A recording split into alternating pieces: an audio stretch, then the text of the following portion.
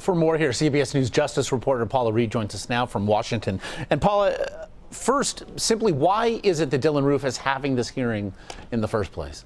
Josh, this is his attorney's last chance to save their client. He is, of course, innocent until proven guilty by a jury of his peers. But in a case like this, much like we saw in the Boston Marathon bombing trial, there isn't a lot of doubt about his guilt. The big question is whether or not he will face the death penalty for the crimes he is accused of. So here, this is why his lawyers shocked the court on the first day of what was supposed to be the first day of trial, came in and said they wanted a competency hearing. Why is it closed to the media? It's a great question. The media, many media organizations have been fighting that for weeks now. But the judge said he wants to keep it closed because he is worried that any reporting, any information that gets out about these questions about his competency, that it will get back to the jury and taint the jury pool. Clearly, this is ultimately going to be left to the judge, but are you hearing anything about whether or not this will be successful for the defendant? Everything in this case so far is sealed. We don't even know what the lawyer's argument's about. So what we did is we talked to some sources, and all the sources involved in this investigation say everything has been textbook. They interviewed him by the book. They saw no reason to believe that he will not be found competent to stand trial. They think, again, this is just a last-ditch effort by his attorneys to hopefully keep him off death row. If he was found not competent, though, what would happen next?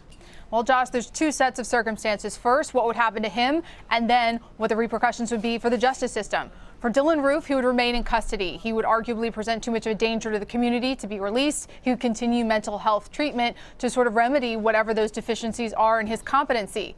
But Josh, the repercussions for the criminal justice system cannot be underestimated. As a country, we are, of course, looking at a lot of issues about racial disparity in the criminal justice system. And if someone like Dylann Roof was able to not face trial for this type of crime, that would certainly give fodder to the people in this country who argue that the criminal justice system makes it easy to take the lives of black citizens without any repercussions. Now, if he is made, though, to face trial, the ACLU, others have called for Dylann Roof to not get the death penalty. If he's, again, found competent, can we expect him to plead guilty here?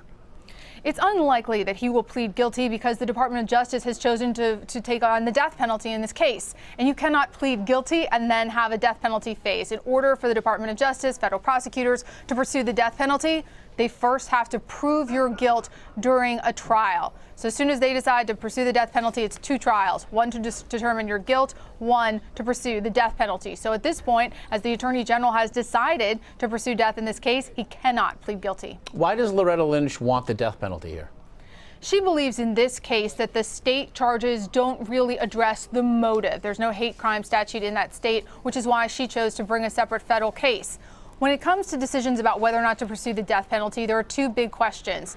One, what kind of counsel do you have? Do you have competent counsel? In this case, he has excellent attorneys.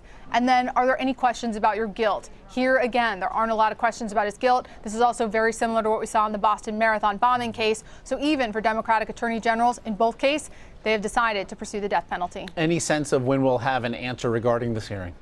Probably in about 48 hours. I do not anticipate that the judge will come out and immediately give an answer, but I do expect to have an answer on this before Thanksgiving. All right, Paula Reid, I know you'll be looking at it, all of it for us. Paula Reid there in Washington, we do appreciate it.